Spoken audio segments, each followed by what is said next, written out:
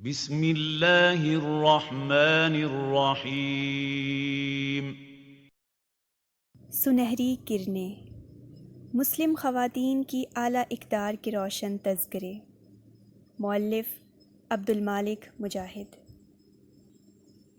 12واں موضوع، اپنی بیٹی سے میری شادی کر دو۔ جلیبیب رضی اللہ عنہ ایک انصاری صحابی تھے، نہ مالدار تھے نہ کسی معروف خاندان سے تعلق تھا، صاحب منصب بھی نہ تھے، رشتہ داروں کی تعداد بھی زیادہ نہ تھی، رنگ بھی سانولا سا تھا، لیکن اللہ کے رسول صلی اللہ علیہ وسلم کی محبت سے سرشار تھے۔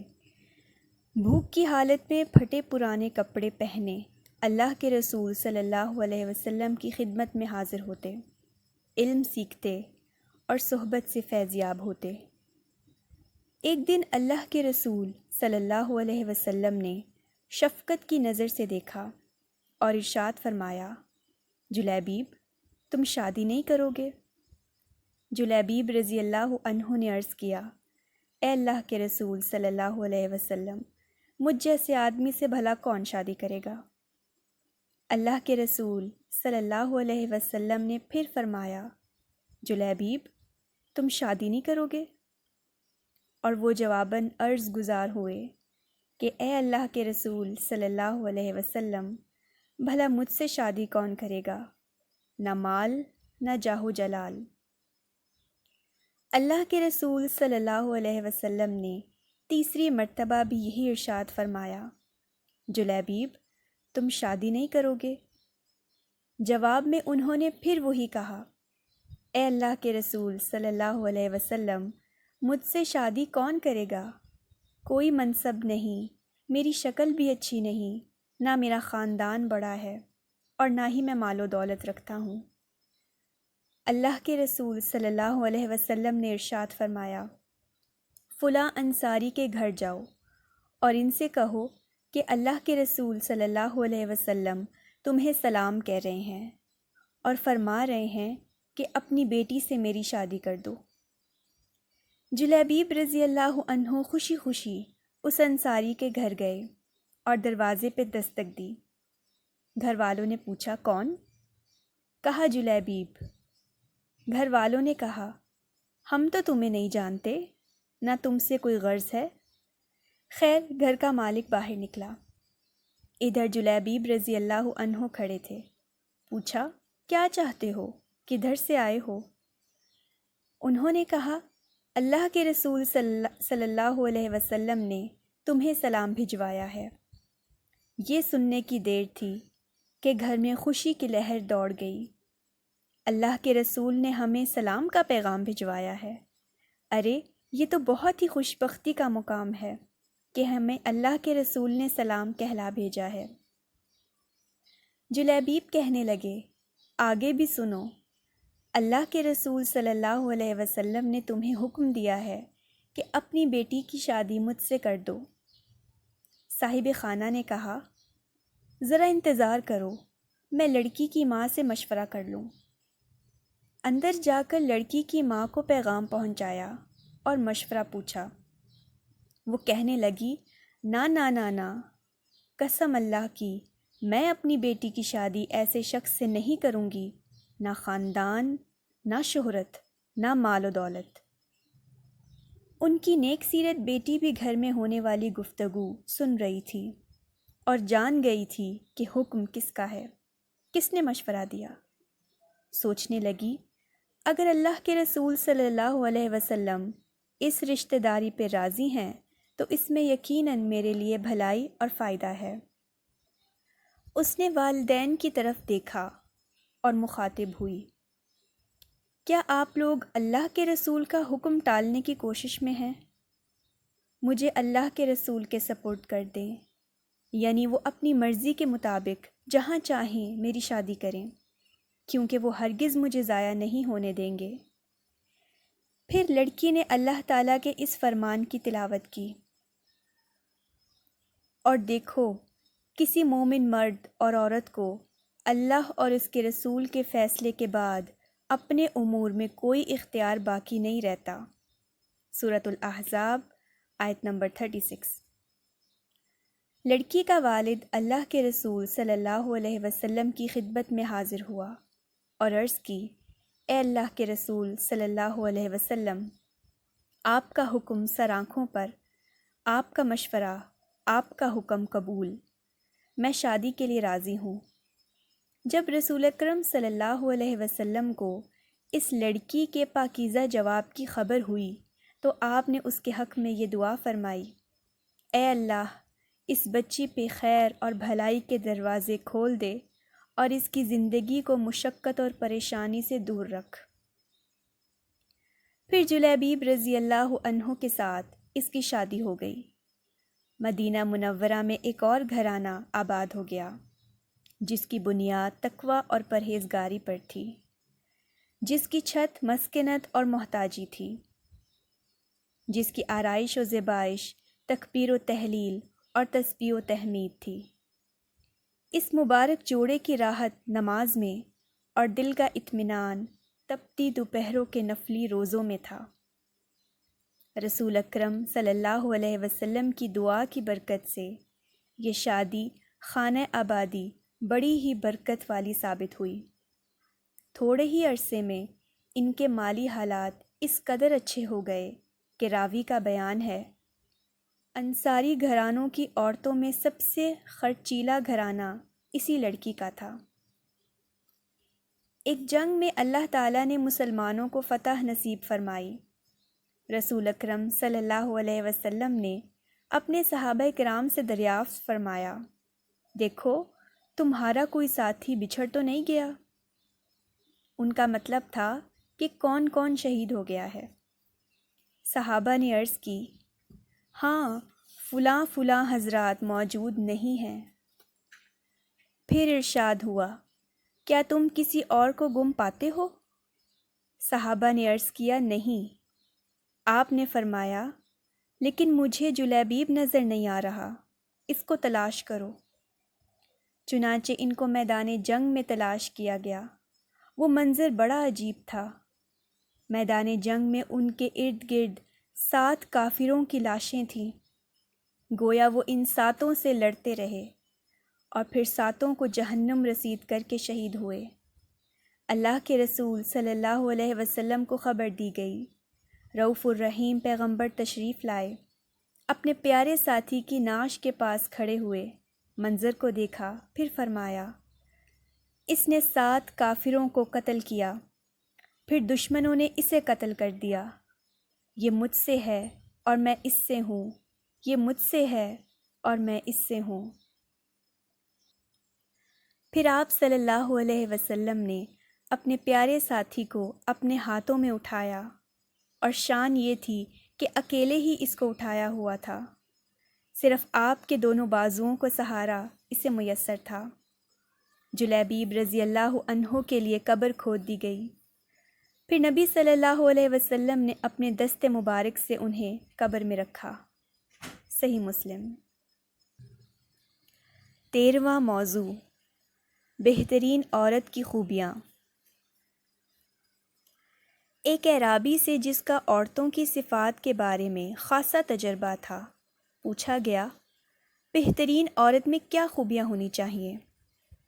اس نے جواب دیا، ایک اچھی عورت میں درج ذیل خوبیاں ہوتی ہیں، کھڑی ہو تو لمبے قد کی ہو اور بیٹھے تو نمایاں نظر آئے، گفتگو کرے تو سچ بولے، اس کو غصہ دلایا جائے تو بردباری کا مظاہرہ کرے، ہنسے تو صرف مسکراہٹ بکھیرے، کھانا پکائے تو نہایت ہی لذیذ، اپنے خاوند کی فرما بردار ہو، اپنے گھر سے محبت کرنے والی اور کم سے کم گھر سے باہر نکلنے والی ہو، اپنی قوم میں نہایت عزیز اور باوقار ہو، مگر انتہائی متواضع و منکسر مزاج ہو، خاوند سے محبت کرنے والی اور کثرت سے اولاد پیدا کرنے والی ہو، پھر اس کا ہر کام نہایت پسندیدہ ہوگا۔ 14واں موضوع، خنسہ رضی اللہ عنہا کی ایمان افروز نصیحت۔ امیر المؤمنین حضرت عمر فاروق رضی اللہ عنہ کے دور میں مثنیٰ ابن حارثہ شیبانی رضی اللہ عنہ قادسیہ کی طرف روانہ ہوئے۔ لشکر میں خنسہ رضی اللہ عنہا بھی اپنے 4 بیٹوں کے ساتھ شریک تھیں۔ میدان جنگ میں لڑائی شروع ہونے سے ذرا پہلے سیدہ خنسہ رضی اللہ عنہا نے اپنے 4 بیٹوں کو بلایا اور ان کو جہاد و قتال کے لیے تیار کرنا شروع کیا۔ انہوں نے اللہ کی راہ میں شہادت کا مقام و مرتبہ بیان کیا۔ آئیں اس عظیم عورت نے اس نازک اور مشکل وقت میں اپنے بیٹوں سے جو خطاب کیا اور انہیں جو ایمان افروز نصیحت کی، اس کے ایک حصے کا مطالعہ کرتے ہیں۔ انہوں نے کہا، میرے پیارے بیٹو، تم مسلمان ہو اور اپنے رب کے اطاعت گزار ہو۔ تم اپنی مرضی سے یہاں آئے ہو، زبردستی نہیں لائے گئے۔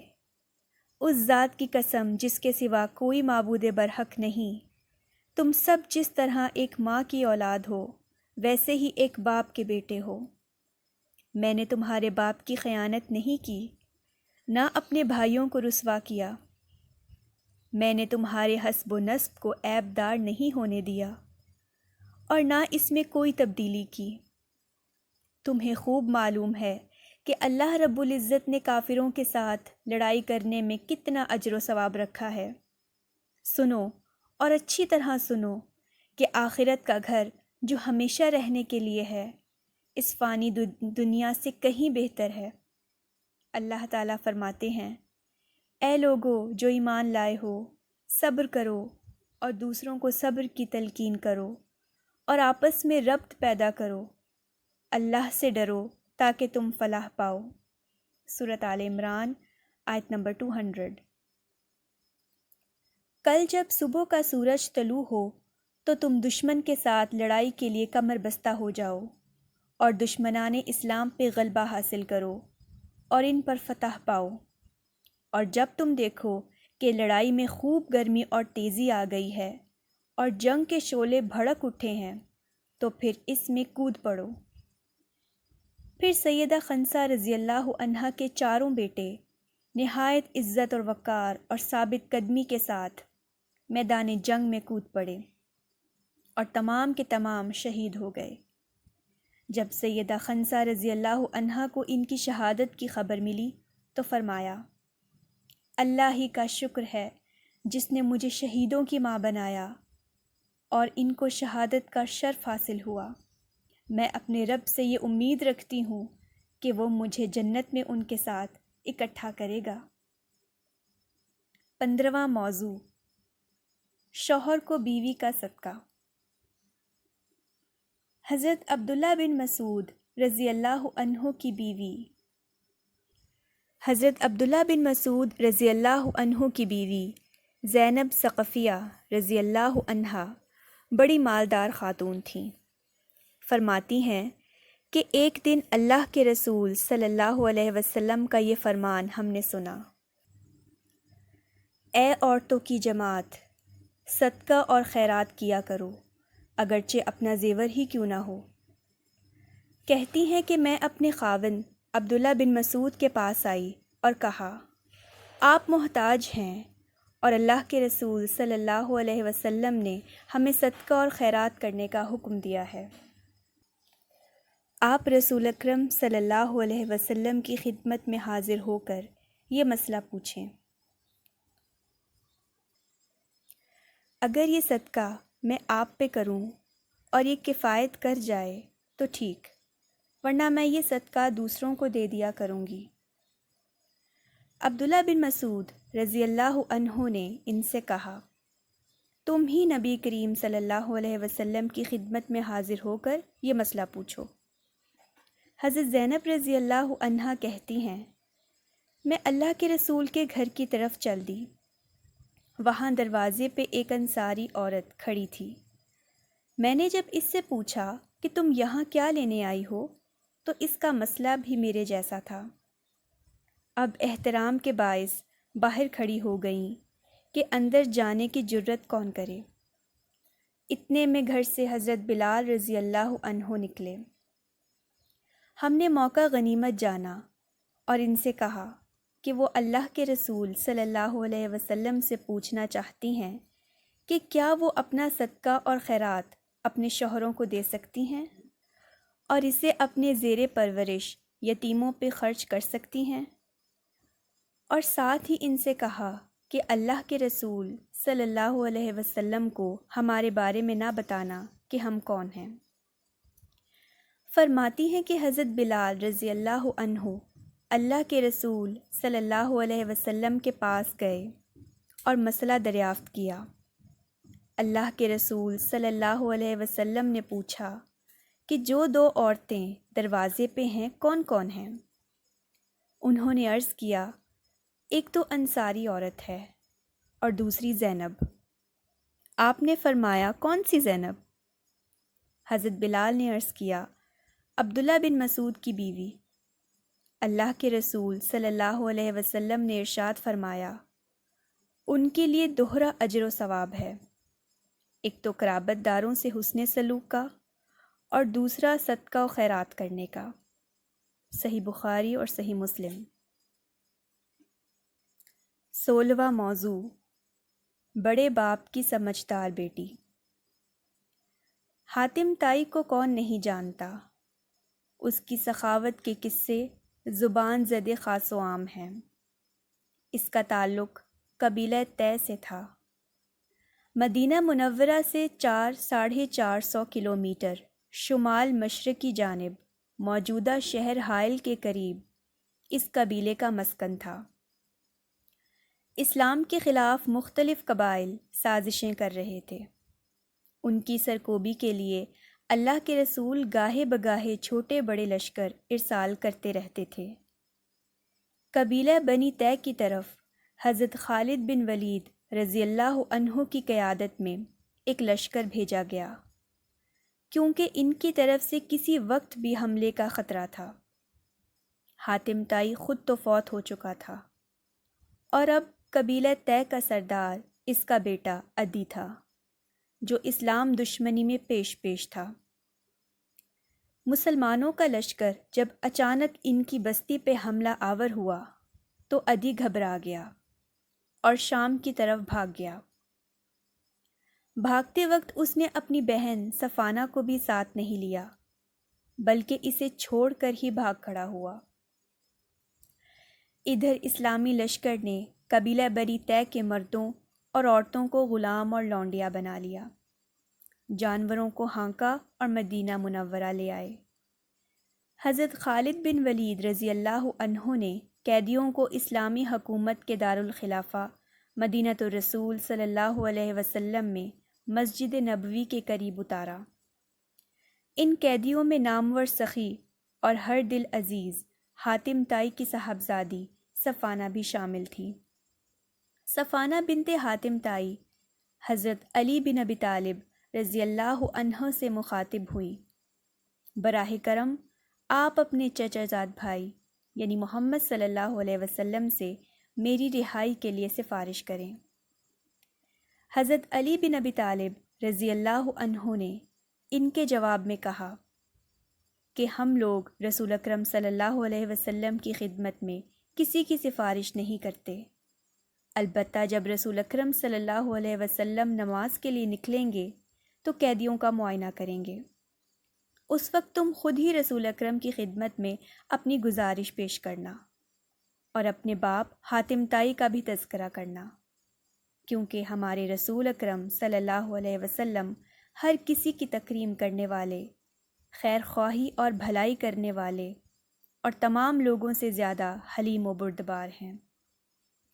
چنانچہ اللہ کے رسول صلی اللہ علیہ وسلم جب نماز عصر کے لیے نکلے تو قیدیوں کو آپ کے سامنے پیش کیا گیا۔ اسی وقت صفانہ کھڑی ہو کر عرض گزار ہوئی، محمد صلی اللہ علیہ وسلم، میرا والد فوت ہو چکا ہے اور اس کے بعد میرا بھائی بھاگ گیا، اگر آپ مناسب سمجھیں تو مجھے رہا کر دیں، مجھے قیدیوں میں رکھ کر میرے دشمنوں کو خوش نہ کریں۔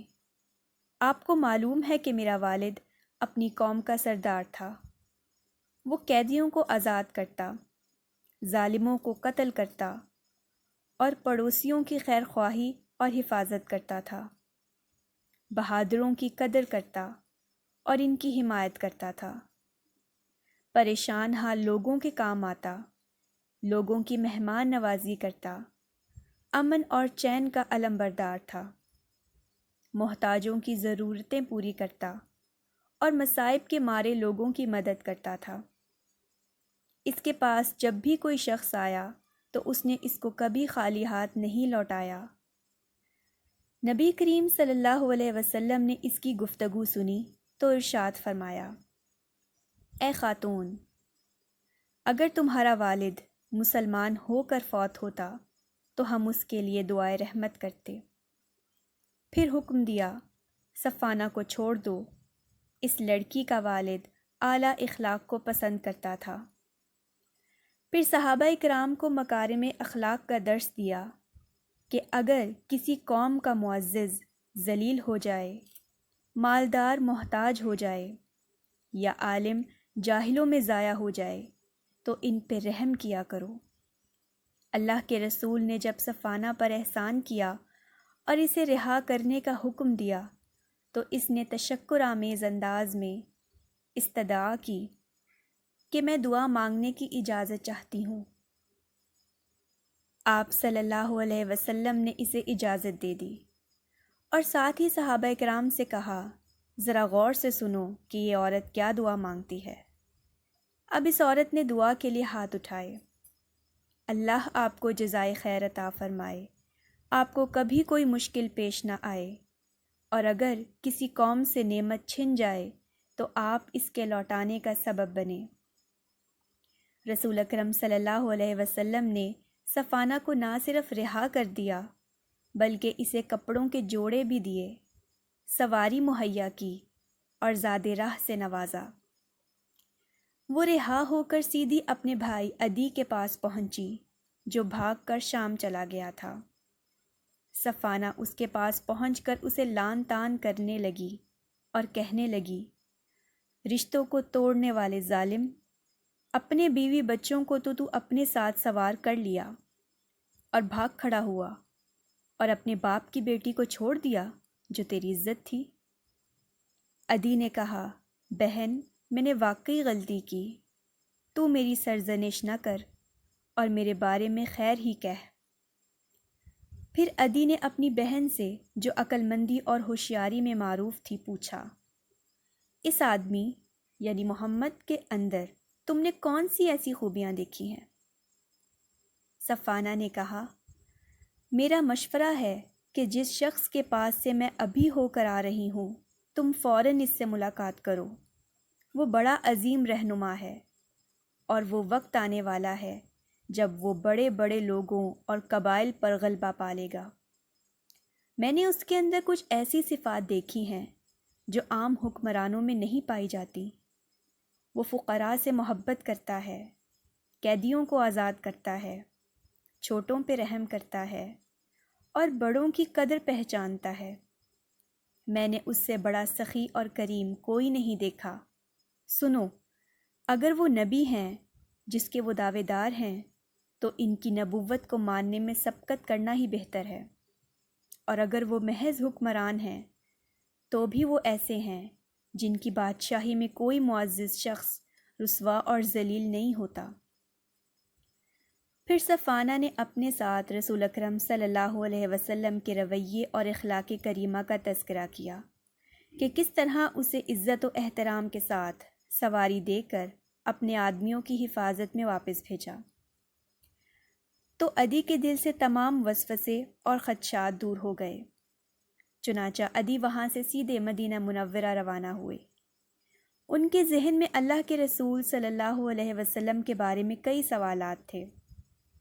مسجد نبوی میں آئے تو دیکھا کہ آپ صلی اللہ علیہ وسلم کی مسجد کچی اینٹوں سے بنی ہوئی ہے اور آپ اپنے صحابہ کرام کے درمیان بالکل عام انسان کی طرح بیٹھے ہیں، حالانکہ وہ سوچ رہے تھے کہ نہ جانے انہوں نے کتنی زیادہ دولت اکٹھی کر رکھی ہوگی اور گھر کتنا خوبصورت بنایا ہوگا۔ اللہ کے رسول صلی اللہ علیہ وسلم نے عدی کا مسجد میں ہی استقبال کیا۔ تھوڑی ہی دیر گفتگو کے بعد عدی کے کندھے پہ اپنا مبارک ہاتھ رکھا اور کہا، عدی چلو باقی گفتگو گھر چل کے کرتے ہیں۔ عدی کہتے ہیں، گھر میں داخل ہوئے تو میں حیران ہو گیا کہ گھر بھی بالکل سادہ تھا۔ فرش پر چٹائی تک موجود نہ تھی، فرش بھی کچا تھا۔ اللہ کے رسول نے اپنے کندھے سے چادر مبارک کو اتارا اور اسے زمین پر بچھا دیا۔ میرے دل میں خیال آیا کہ اب خود تو چادر کے اوپر بیٹھیں گے اور مجھے کچے فرش پہ بٹھائیں گے، مگر یہ کیا ہوا؟ اللہ کے رسول صلی اللہ علیہ وسلم نے میرا ہاتھ پکڑا اور مجھے چادر کے اوپر بیٹھنے کا حکم دیا، اور جو ارشاد فرمایا اس کا مفہوم یہ تھا، تم ایک سخی باپ کے بیٹے ہو اور سخی کے گھر میں آئے ہو، تم بڑے باپ کے بیٹے ہو، چادر پہ بیٹھو، میرا کیا ہے، میں فرش پہ بیٹھ جاتا ہوں۔ عدی خاموش نظروں سے اللہ کے رسول صلی اللہ علیہ وسلم کی طرف دیکھتے رہے۔ آپ کے اخلاق کریمہ کا اثر عدی کے دل کی گہرائیوں تک پہنچ چکا تھا۔ صفانہ نے جو باتیں اور صفات بیان کی تھیں، سب کی سب درست تھیں۔ اللہ کے رسول صلی اللہ علیہ وسلم نے پوچھا، عدی تم کچھ سوالات کرنا چاہتے تھے، وہ کیا تھے؟ عرض کیا، اب سارے سوالات ختم ہو چکے ہیں، آپ سے ایک ہی گزارش ہے کہ مجھے بھی کلمہ پڑھائیں اور اپنے جانثاروں میں شامل کر لیں۔ اور چند ہی لمحوں کے بعد عدی مسلمان ہو چکے تھے۔ تاریخ ہمیں بتاتی ہے کہ ان کی ہمشیرہ صفانہ نے بھی اسلام قبول کر لیا۔ مورخین نے عدی رضی اللہ عنہ کے واقعے کو مختلف انداز میں پیش کیا ہے۔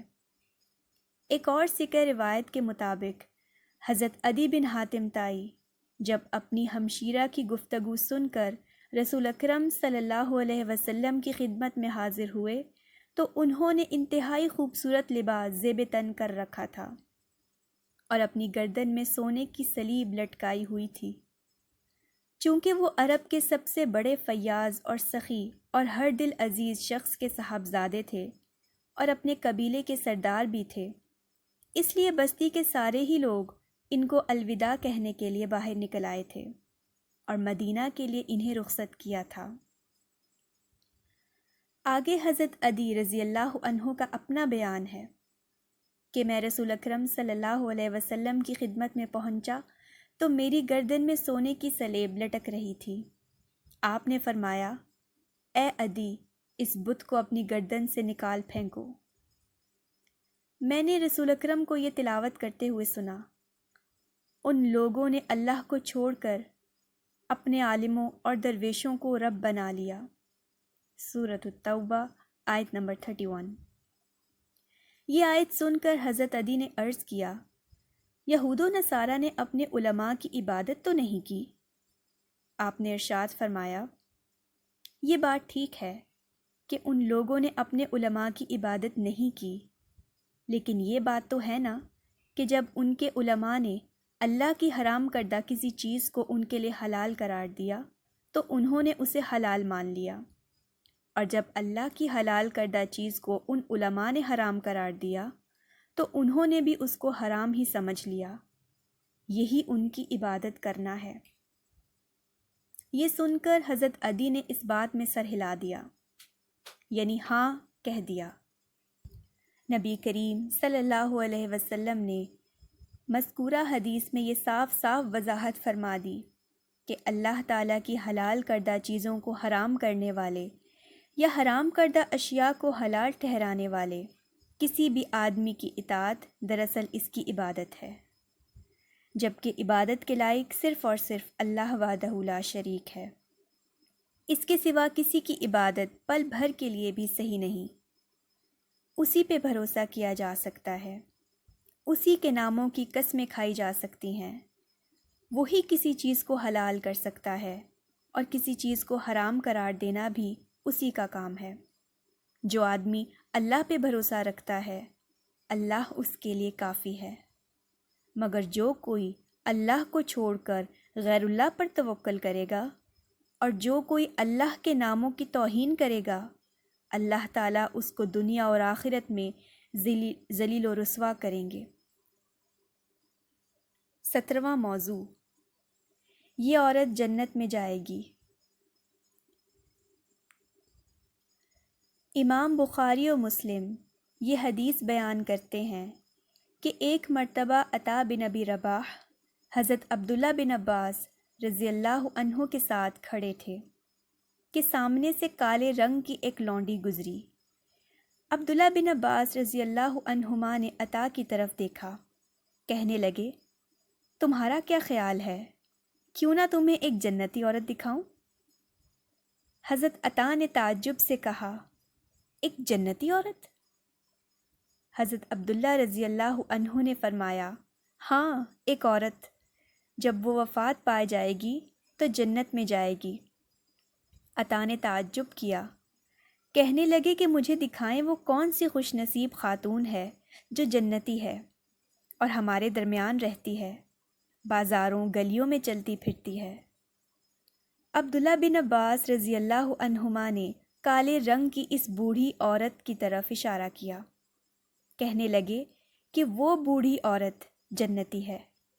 حضرت عطا نے پوچھا، ابن عباس، آپ کو کیسے معلوم کہ وہ جنتی ہے؟